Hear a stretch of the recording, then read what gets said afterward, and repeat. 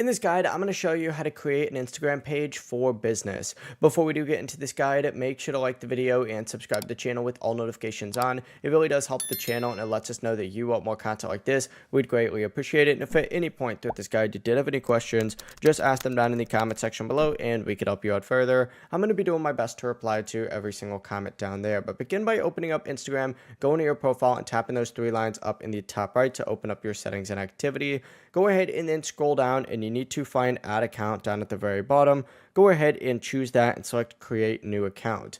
Then you got to enter in your username for your business. Tap next. You could choose the same login as your current account or you could create a separate password. Just finish up these setup steps, add a profile picture if you want. You could choose to skip any of the other extra options that you don't really need.